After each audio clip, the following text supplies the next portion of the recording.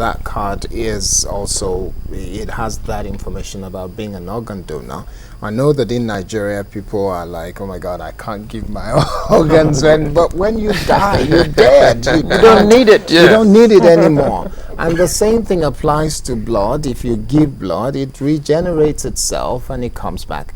What are we doing to ensure that people are able to carry that card as a badge of honor and be able to show you've got one? Yes, okay. My card. Okay. So, see, that's my card. All right. That's one of the Indeed. things we do with Oh. yeah. 16th one. And that was the last one I was recorded. On the Okay. 12th. 12th of April. So yesterday's one has April. not been recorded. And one was kept Yes. while recording. So See? Okay. we have a So that Lagos means State Blood Transfusion Service. CY Shogo is a hero now. CY Shogo is a Carries hero. his blood donation card. Yes.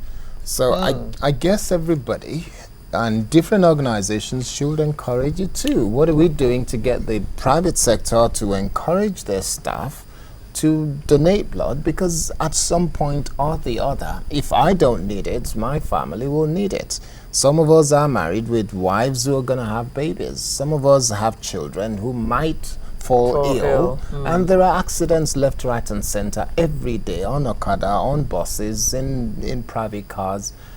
So why can't we get them, everybody, to be engaged? We have some of them who are partnering with us, but we can only say that they can do more.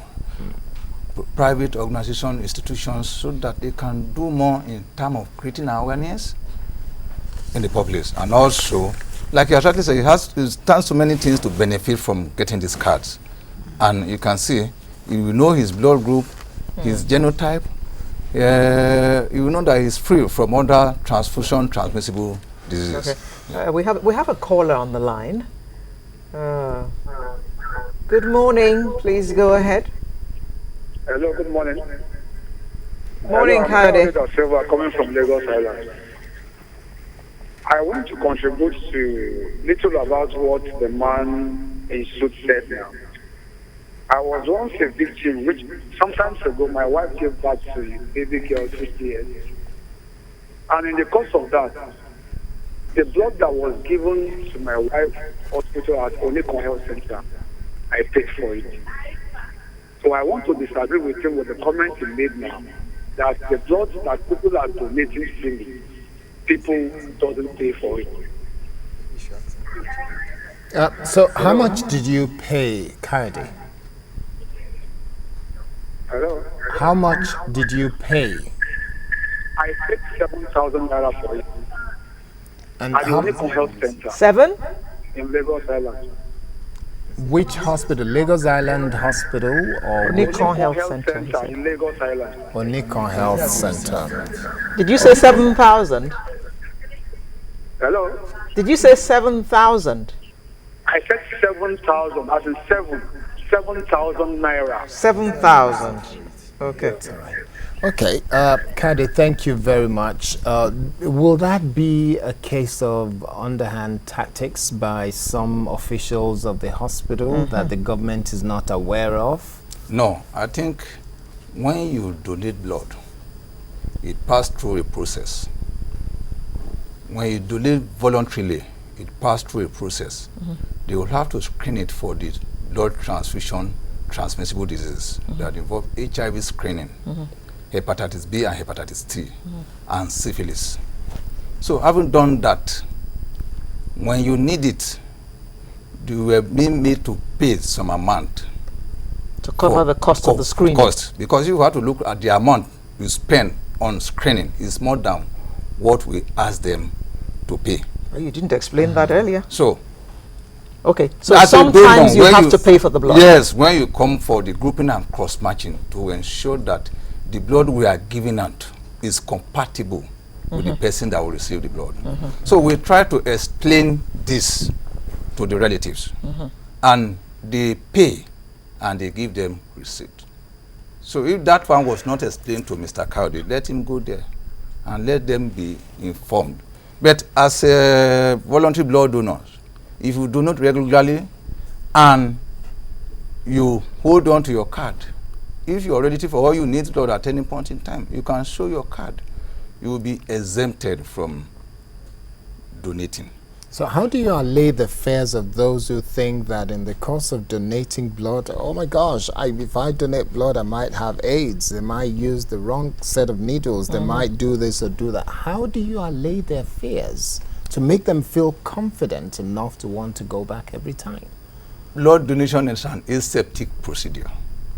I want to let them know that in Lagos State, the blood they donate is free and the process is a clean one. And through that process, when they first of all come from the relative, they first of all screen them. I beg your pardon, Dr. Alori. We have another caller on the line. Good morning, Emeka. Hello? Go on, Emeka, make your point quickly. Hello, good morning. Please go ahead. We can hear you loud and clear, Emeka. Please go ahead and make your point. Okay, what that young man is saying there is not the truth. My wife gave birth at General Hospital, Bagada here. We are meant to donate blood. We are forced to donate blood, which I did.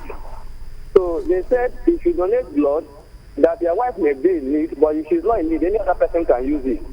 So I understood what they were saying, so we were meant to donate, we donated blood. So when my wife now needed blood, when she was about to deliver, they asked me to pay. And I told them that I donated blood. How can I pay again? They said that you have to pay some amount of money. I was meant to pay 4,500 naira. That was on October this year. 4,500. Eventually, that blood was not used because because of delivery, they did not require the blood. They said you have to prepare blood. They have to pay so that if she needs it, it will be used for her. So she did not use the blood. I now asked them, since I did not use the blood, I was not refunded the money. They said that the money is paid as done. So I was not refunded the money. One, I donated blood. Two, you understand? I paid for blood and I donated blood. It's not like what you're saying is not how it happens. If you donate blood, you pay for the blood again. After paying for the blood, if the blood is not used, you will not be refunded. So they discourage us from donating. I cannot go and donate voluntarily.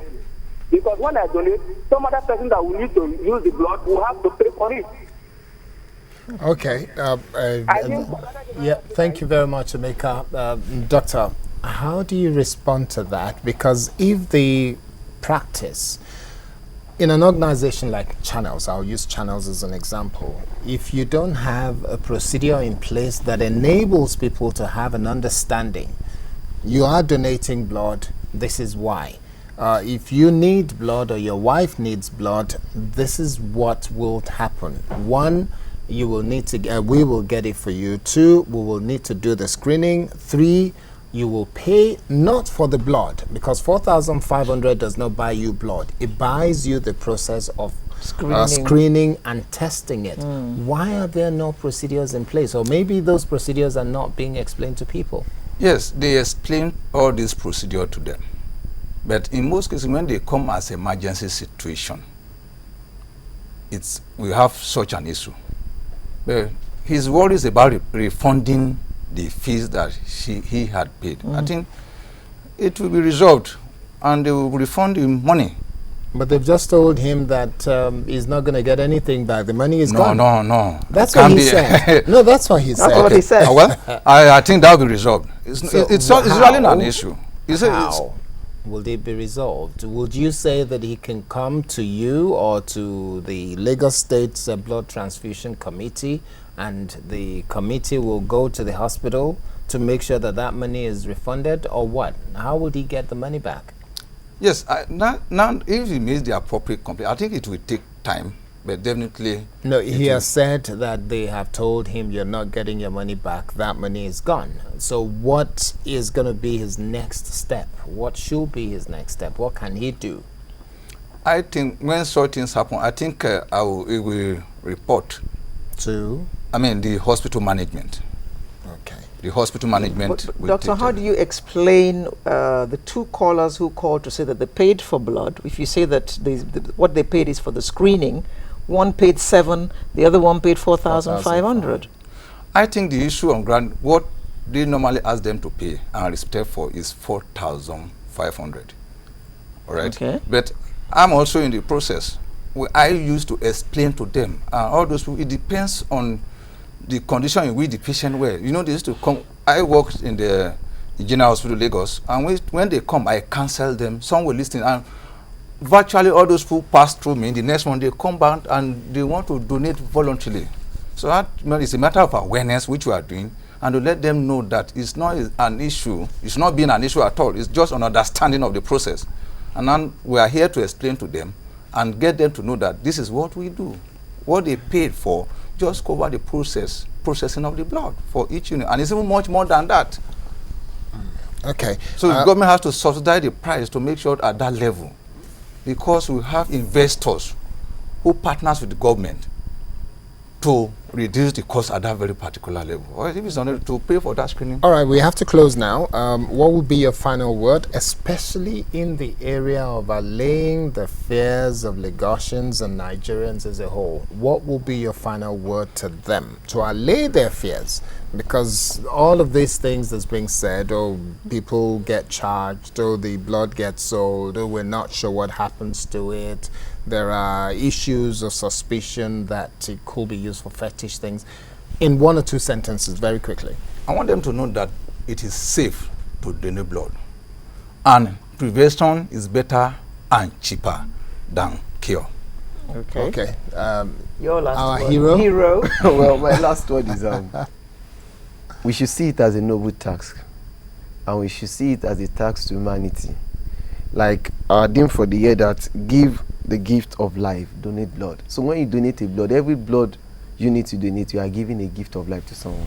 You're saving lives. That's what it's all about. And we've been speaking with Dr. Samuel Alori, who is the assistant to the Executive Secretary, Lagos State Blood Transfusion Committee, and a hero of our time, Hero Shogo Oloshunde, who is President Club 25, Lagos State Chapter, and District President-elect, Leo District 404A1, Nigeria. Thank you very much, gentlemen, and it's great to have you here. So, as it said, the theme for this year, give the gift of life, donate blood. Everyone should do it. Now we move on to the home stretch, but not until after we've had this break. Woman, let us unite. Come, mamas, come and save your child. Baby Earth is breathing and wailing and needs your tender embrace. Mothers of the universe, Mother Nature's guides, ooh, come save your child. Come save your child. I said come sisters, come and take back your child. This crazy world is breaking and burning and needs your strength right away. Mothers of the universe, Mother Nature's guides, ooh, take back your child. Take back your child. Oh, this is our time. Let's hear it, girls. This is our time. Oh, woman, this is our time. Oh, woman, this is our time. There is no place to run, so we must take away their guns and bombs and teach them right from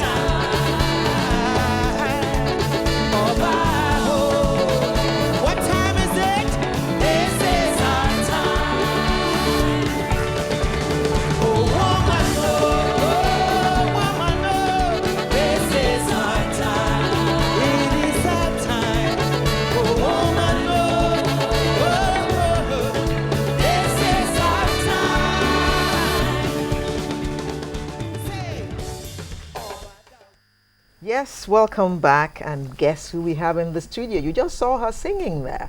Do you remember who that is? Miatta Fahnbulleh, the Liberian known as DD, Douanier Diva. She's right here in the studio. Welcome, Miatta. Thank you, and it's good to be to here. have you with us. Yes. Cool. That name goes back, way, way back. When Back. you were a hot diva. Wait, I'm not hot anymore. You are still very hot.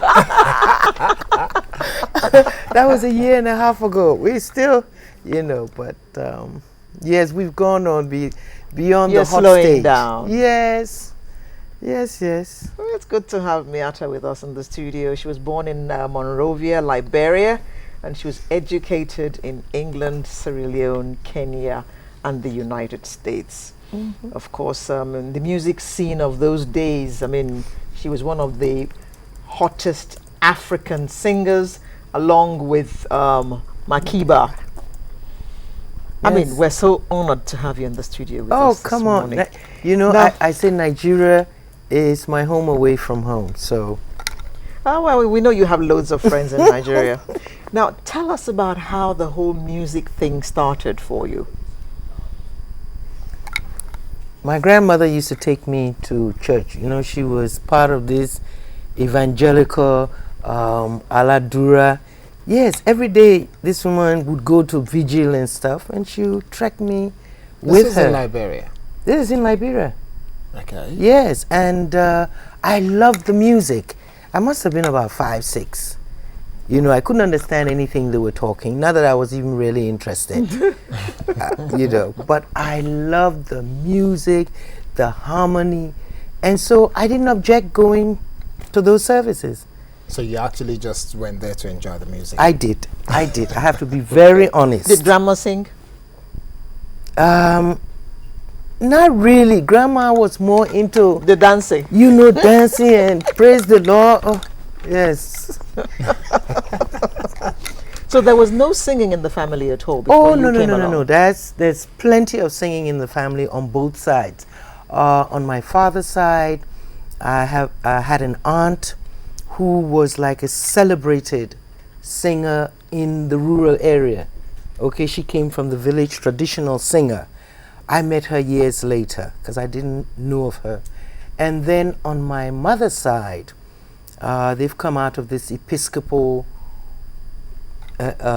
denomination, and my mother was in the choir, and my cousin played the keyboard. So yes, and now, out of my siblings, like I have a brother in America, all his children sing, and yeah, it's part of the family now. Very interesting. Now, how did you discover your talent? I didn't discover it. People just said, you can sing. Okay, didn't people know. discovered it for you. Yeah, they discovered it for me. And I will tell you something. Even after 40-something years, and I hear myself and I watch tapes and things, I still ask, can I really sing? I do ask that. Oh, really? Yeah. But in spite of asking that, you went ahead and sang. Yes, it comes naturally. It's easier. It's easy for me to do, and I figure being a lawyer or a doctor, something serious like that was just going to be too tedious for my temperament. Now, there was this story that's been told so many times that your parents did not really encourage you to sing. Yeah, well, back in the 60s, which parent Wanted their daughter to sing. wanted their daughter to sing?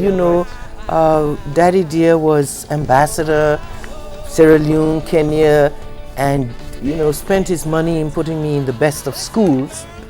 And then you decide to sing. yeah, and come all I on. wanted to You really can do better than sing. Exactly. What happened to being a doctor? Yeah, that's it. Initially, my family was like, where did we go wrong with her? She wants to sing. But I think luckily for me, Miriam Makeba had appeared on the stage. And for West Africa, we're all from West Africa, it was the first time an African woman, came to the forefront. And so, I could always use her as an argument, but that lady is singing. And yes, So there but can't she's be too much yeah, wrong but with it. she's from South Africa. Oh, she's not one of us. She's not one of us. Okay. But I just kept steady, and I had a wonderful grandfather. My grandfather was like the head of our family, my maternal grandfather, and they thought they were doing something. They told him to give me a pep talk. And talk her out of it, yeah? Yes, and talk me out of it, and I'll tell you. He said to me, don't mind them. It's the exact opposite. My grandfather did the exact. He says, you have a talent and it's a gift from God. We didn't give it to you. You didn't find it yourself. So you're a very special person. And all I want you to do is always remember that this is God's gift. So you must use it to the best of your ability for your fellow man and blah, blah. He was a lawyer as well. But that was it. And that pep talk was, when? 1976 or so. So I never looked back. So when you look back now in the 70s, you will not find a lot of young women in Liberia or anywhere in West Africa singing.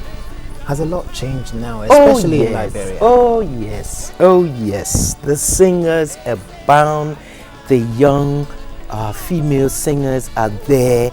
I'm very proud of them. I hear names every day. I see acts. But I always tell them, listen, you guys are lucky. You're lucky. The attitudes have changed. Now focus on the art. Because a lot of times I see glamour or fame as the objective, whereas they need to concentrate and pay attention to the development of their art. Now, when you sang that song, Oba, and you're thinking of womanhood, you're thinking of motherhood, would you say that that concept of womanhood, motherhood, that some of us grew up knowing that mother is supreme and all that, do you still see that in the true African sense in our society now, especially when you look at what some men do to women in our communities? Well, first of all, let's deal with the girls and the women. I don't know about Nigeria, but I think it's a phenomenon all over Africa now. And in my country especially, we have a serious problem, high rate of teenage pregnancy, young girls who really are not fit to be mothers. And not fit in the sense of they're not developed enough, they're not mature enough. And the percentage of women now who want to be mothers, as I knew my mother and yours, it's not there anymore, and it's very worrying. So what do we begin to do? Because I checked online and I noticed that you've had quite a few mentoring sessions that you've done for Liberian young men and women. What is it we need to begin to tell them? Because they will listen to someone like you because of your fame and what you've achieved in the music industry and outside of it. I talk to young girls and I talk to mothers. In Liberia, they have different categories of mothers. They say baby ma. That's the baby mother. Yeah, that's the baby's mother. She's never there. She still wants to be going to the disco and stuff, leaving her children at home, etc. And tragedies happen in her absence and stuff. And then you have our ma, meaning us, the older women who are trying to instill some kind of focus and discipline. As the grannies and aunties. And then, of course, you do have a percentage of young women who are true mothers, even in combining their occupation. Yes. So our society then, if we want it to evolve, we need some more education for the young generation of mothers to come? Oh, yes, we do. And are we doing enough No, as we're communities? not doing enough. We're not What's doing stopping enough. us? Well, what is stopping us is that, first of all, the media has been overtaken by a lot of foreign culture, a lot of foreign movies. Our kids are watching the movies, they're watching the videos, and they want to think that that's the way it is. And I don't see enough of us countering it. I have to tell you, I fight with my Nigerian friends, my actor colleagues and actresses, because they hold a magic wand today on this continent. The power of Nigerian movie is right across sub-Saharan Africa. Even you get to South Africa, and my South African girlfriends are saying, Chineke, God forbid. You know, so much power, and yet I'm seeing stories where every other young girl is trying to take somebody's husband. Every mother is going to the juju man, so her daughter, you know, and I keep asking, where are these stories coming from? Are there no true families? Are there no true people with values? Are there no mothers Good stories can be good told. stories can be told, and we need to do that more, not to fall into the junk, as I call it, not to fall into the junk. If we're going to give our people some kind of direction. Okay, I was listening to Kokolioka yesterday, and I thought, wow, this is a real dance tune from the 70s, and I thought, what inspired that? And then the language, you kind of like mixed. I'm not really sure, because there were some words you used that I couldn't even Kokolioko, understand. kokolioko. What does it mean? Now Creole with a talk, where the cock they crow money, early cock money, kokorioko for wake people. That's what kokorioko is. Early morning, the cock is crowing. So in my mind, I just slipped the other little thing inside about making love, because I found out. Sorry? Yeah, I found out that men wake up in the morning ready to make love. Yes, and so it's like, please give me a break. But you know from whence we came now. Okay. This is an ambassador's daughter.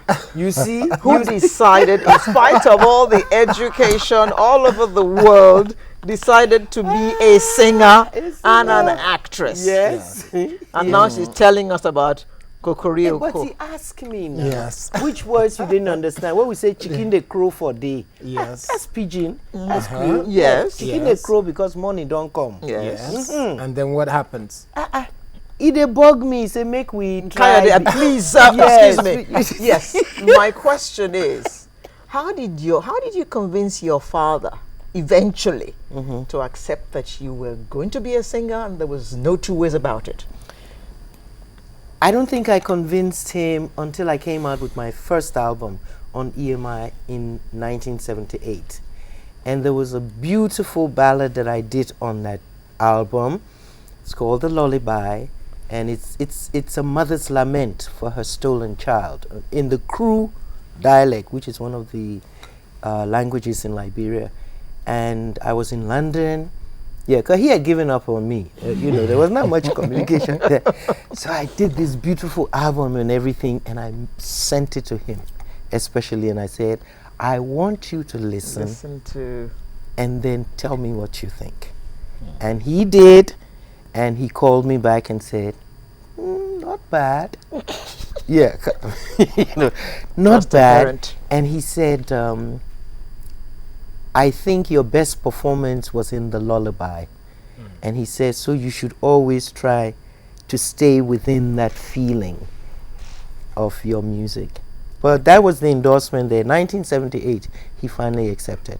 Okay. Now, one of the things I know that they will be unfair to conclude this interview without dwelling on is international media still refer to Liberia as a war-ravaged nation. It is. How do you feel and how do you think this can go on? Because you did mention just before we came on air that you now live in Monrovia. How do you feel about that? How do I feel about living in Monrovia? No, about the fact that it's being a country that had so much to itself, but unfortunately the war and the seasons and the periods of John Doe and Taylor and the execution of Tolbert and all that history. Where were you during the war anyway? Oh, I ran away first to Ghana. Then I came to Nigeria. And when I felt my brothers in West Africa, through ECOMOG, seemed to have lost the direction, I went to America. I came back from America in 2003. Okay. But on your question, it's war ravaged. It's war ravaged. And I guess when I'm talking to Nigerians, I have to say that 40 years after your own small war, or the Easterners will tell you their country is still ravaged. I saw that back in 1994 when I went to Aruchukwu for the first time. For my brother Tom Onyado's funeral. And, you know, there were remnants of a war that had been fought. So if Nigeria, if the, quote, East, has yet to recover after 40 years, it's going to take longer for Liberia. Is the Africa's first ever elected female president, is she doing enough? Is she succeeding as president of Liberia? And that's Sirleaf Johnson. You know, I support Mrs. Sirleaf because she's a woman. I want her to succeed. Is she doing enough? What can she do? What? You know, sometimes I'm critical, but sometimes when I sit and think of the challenges of Liberia, you know, it's not just about putting the infrastructure. It's not just about fixing the roads. It's not just about these ideas of, you know, IMF, World Bank policies, etc. It's about a nation totally devastated. And Psyche. You know, it's scary when you sit to think about it. The Carter Center informed us, Liberians, last year that we have about 40% of people living with mental illness or on the verge as a result of the war. Yes. 40%. I would even say more. It's more than that. Because what people saw, what children saw, what young people were involved in, it's not something that's going to go away in 10 years. So we're dealing with all of these. Yes, some say Mrs. Sirleaf is doing, you know, what political leaders do, trying to balance it. Some of us say it is not enough. But then, being there, seeing it on a daily basis, it's not going to be, you know, nobody. It's not going to be enough. No. Okay, well, we will have to wrap up now, and we do want you to sing us a song. Maybe you'll sing us Kokoriko. Oh, no. Yeah. So, Alera, over to you. Let's wrap up. You've been railroaded. Yeah? And You've specifically Kokolioko? No, sing us a good song, but maybe Kokolioko. I like the Kokolioko. No, but you know what? I've got this new one that I've written specifically for the leaders in Africa, etc. And it's called The Big C. That's why I'm in Lagos to begin we'll to take that. Just after we've shut down. Yes. Okay. Well, that's our package. We'll bring you a fresh one next Saturday. I'm Alero Edu, saying to you, have a happy weekend. I'm in such a hurry to get to here, Miatta. So my name is Kadi Akintemi. It's great to have you this week, and we're looking forward to being back next week. So over to you. The big C is corruption. The big C is spreading everywhere. The big C is corruption. Corruption is killing you and me. You want some more? Yes.